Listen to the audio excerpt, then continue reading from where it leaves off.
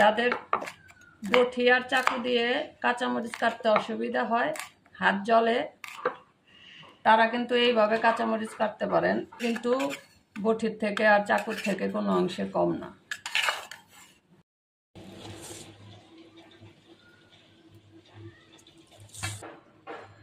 কাঁচামরিচ,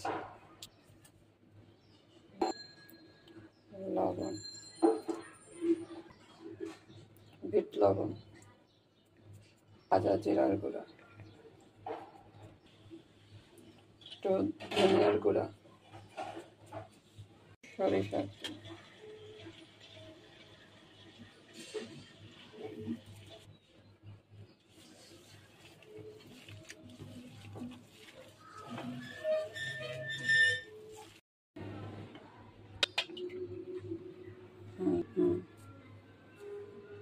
তেল,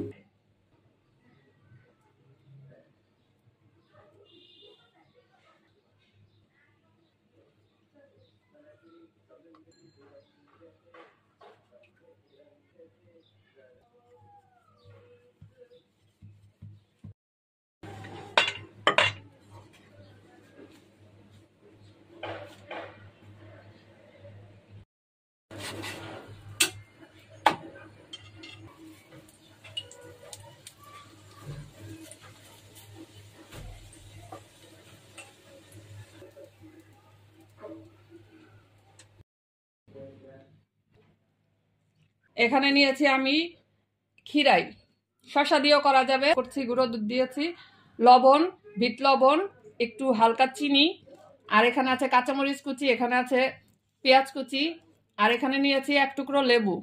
এখন লেবুর রসটা এখানে দিয়ে দিব। এখন সবকিছু একসাথে ভালো করে মিশিয়ে নিব।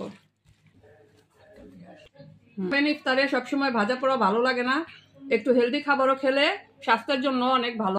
সবাই ভালো থাকেন, আল্লাহ হাফেজ।